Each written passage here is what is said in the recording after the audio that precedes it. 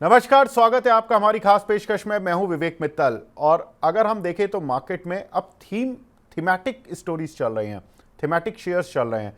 कल हमने देखा कि फर्टिलाइजर शेयर्स में अच्छी तेजी देखने के लिए मिली। मॉनसून आ रहा है, सीधा ट्रिगर है, सब जानते हैं।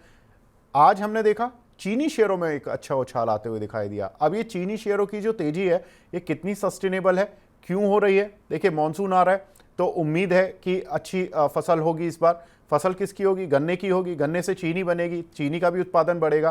चीनी का उत्पादन बढ़ेगा तो जो सबसे बड़ी हर्डल माना जा रहा है कि जो गवर्नमेंट ऑफ इंडिया ने उनके एक्सपोर्ट को रोका हुआ है, वो हो सकता है कि कहीं ना कहीं गवर्नमेंट ऑफ इंडिया इस पर ढिलाई देती हुई दिखाई दे, जिसका एक इम्पैक्ट हमने देखा कि शुगर काउंटर्स पर तेजी से बढ़ता हुआ दिखाई दिया। अगर हम देखें तो भारत में सालाना करीब 35 से 36 मिलियन टन का चीनी का उत्पादन होता है, और वहीं अगर खपत देखें तो करीब 29 से 30 मिलियन टन की रहती है। तो ये जो एक सरप्लस बचता है, यही इंडियन गवर्नमेंट एक्सपोर्ट के लिए अलाउ कर देती थी कुछ हद तक, लेकिन अभी फिलहाल नहीं कर रही है, क्योंकि उनको लगता है कि एक हमें रीजनेबल रिजर्व अपने पास रखने हैं। जो चीनी इंडस्ट्री है उनका कहना है कि करीब 9 मिलियन टन के जो अनुमानित शुगर इन्वेंट्री है वो इस शुगर सीजन पर होगी। तो उसके बाद देखना होगा कि अगर मानसून भी अच्छा रहता है तो क्या एक्सपोर्ट पर ढील मिलेगी या नहीं मिलेगी। लेकिन चीनी काउंटर्स में तेजी जरूर देखने के लिए मिल गई। अब इनमें कितनी तेजी बनी रहेगी और बाकी क्या फंडामेंटल्स हैं, इन सभी मुद्दों पर बात करने के लिए हमारे साथ खास मेहमान जुड़ चुके हैं। हमारे साथ जुड़े हैं mister Mahesh Ojha, AVP research and business development from Hansex securities. Mahesh sir, hi, good evening. Thank you very much sir हमसे जुड़ने के लिए और अपना प्रीशियस टाइम देने के लिए। Good evening. सर, चीनी के जो हमने अपडेट्स पर बात की उसमें कुछ ऐड करना चाहते हैं क्या? कुछ आपको लगता है outlook?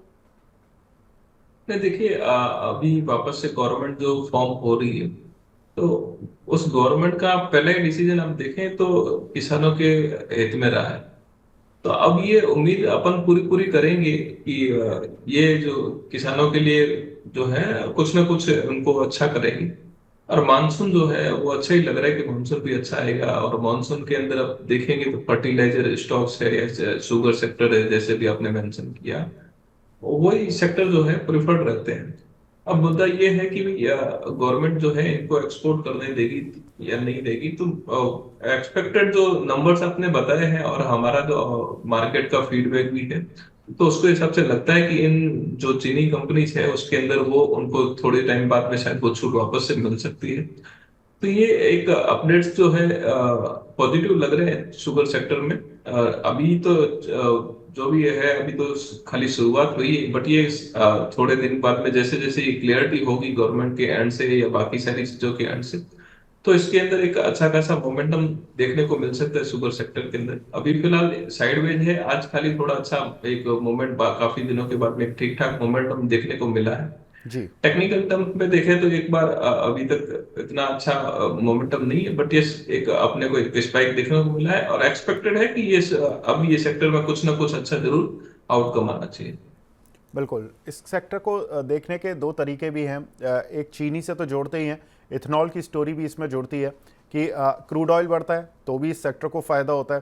Crude oil geopolitical risk होता है तो भी इस सेक्टर को फ़ायदा होता है। कहीं ना कहीं क्रूड ऑयल चली जाता है तो जियोपॉलिटिकल भी एक तरह से ये डिफेंसिव सेक्टर माना जाता है उस लिहाज से।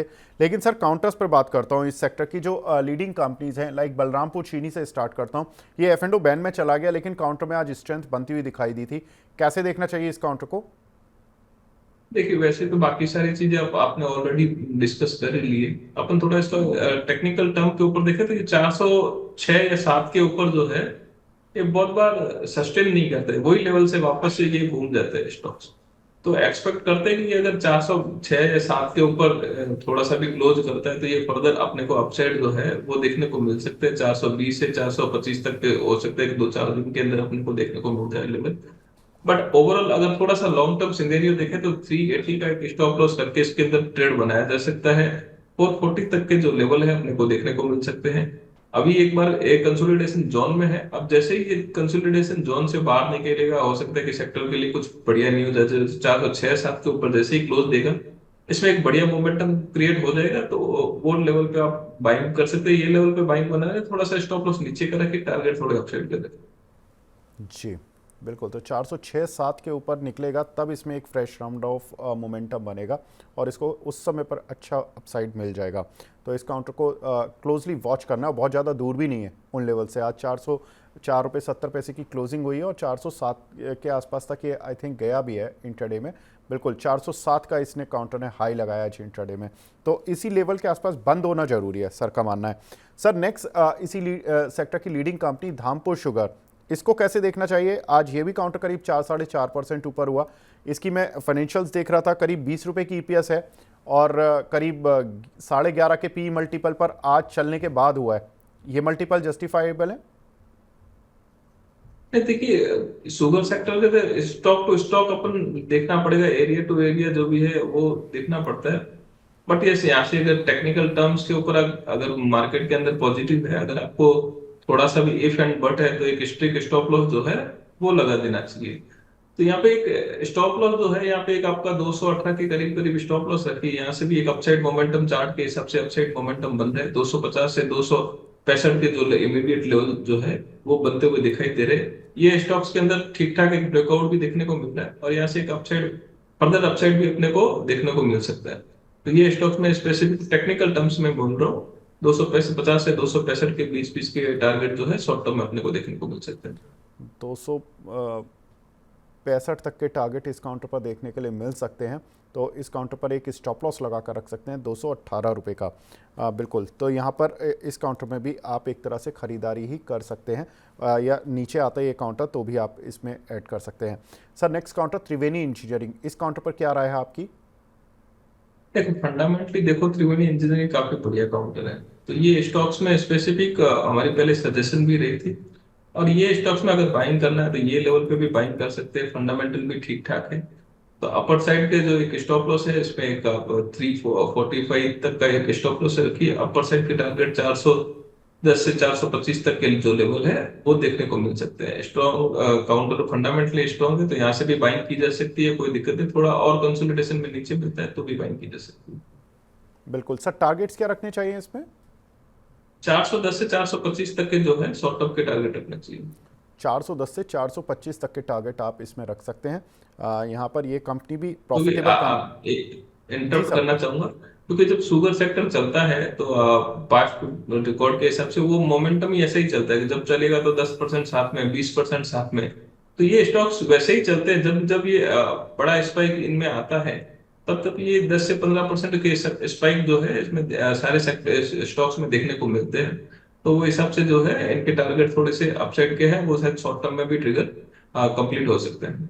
बिल्कुल, जनरली सर 6 से 7% जो कंपनीज अपने रेवेन्यूज़ पर पेट परसेंटेज टर्म में कमा लेती हैं उनको मार्केट रेस्पेक्ट देता है। और 6,150 करोड़ रुपए का इसका कंपनी का रेवेन्यू था FY24 में, जिसके अगेंस्ट में इसने करीब 395 करोड़ रुपए का प्रॉफिट दर्ज कराया।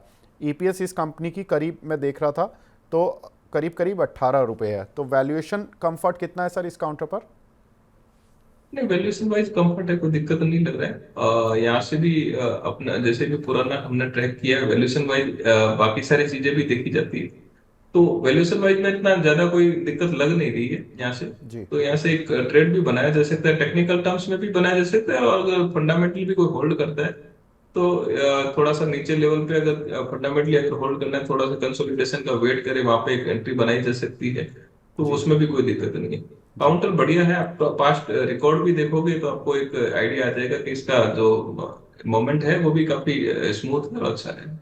जी, अब थोड़े छोटे शेयरों की तरफ बढ़ते हैं चीनी के, क्योंकि 100 रुपये से नीचे वाली जो रेंज है उसकी तरफ आते हैं।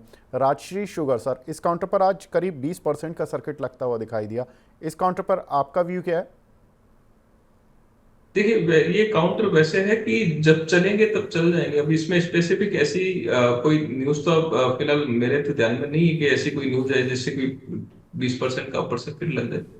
बट यस, अगर काफी दिनों के बाद में लगा है तो वापस से वेट करिए, एक दो दिन और देखिए इसको कि और अपसाइड अगर होता है तो उसके बाद में इसको स्टॉक्स को एग्जिट करके जो भी अपन ने दूसरे काउंटर जो भी अपन ने डिस्कस किए हैं उसके अंदर वो स्विच किया जाए। लेकिन जैसे अपर सर्किट लगा है तो बाइंग का रुझान है ही, तो एक दो दिन और वेटेड वॉच लिस्ट में डालिए, कितना अपसाइड और अपसाइड जाता है देखिए।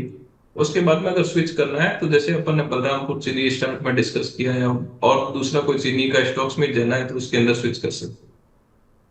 बिल्कुल। तो यहाँ पर ये जो साल रहा इस कंपनी के लिए वैसे टर्न अराउंड रहा, क्योंकि कंपनी ने नेट प्रॉफिट लेवल पर लॉस टू प्रॉफिट दर्ज कराया इस साल में, और कंपनी की ईपीएस करीब 4 रुपये की रही।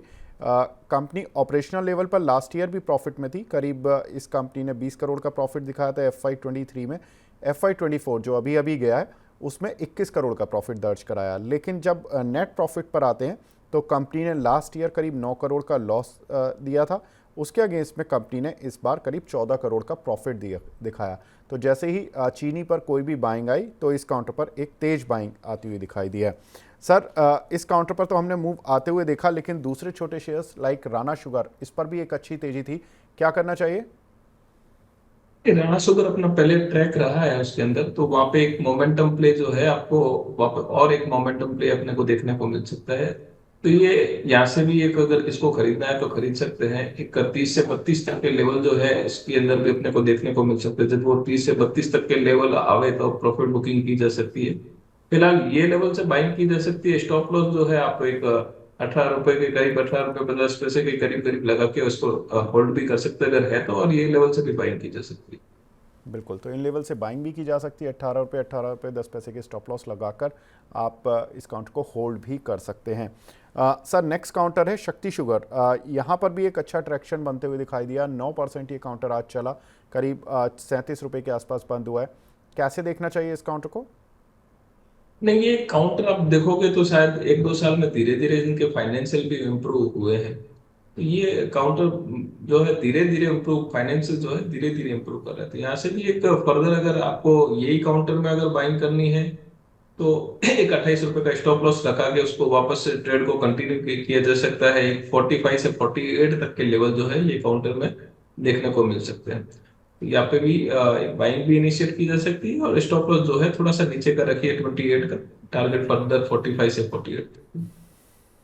बिल्कुल, तो यहाँ पर 45 टू 48 के टारगेट के लिए इस काउंटर में अप्रोच किया जा सकता है। फाइनेंशियल्स भी ठीक हैं कंपनी के, सर बता रहे हैं कि टर्न अराउंड हुए हैं, और हम भी देख रहे थे कि कंपनी के जो रिजल्ट्स हैं उसमें कंपनी ने इस साल भी करीब 122 करोड़ रुपए का प्रॉफिट दर्ज करा है। हालांकि लास्ट ईयर बहुत अच्छा टर्न अराउंड था, इसमें इनके जो प्रॉफिट्स थे वो करीब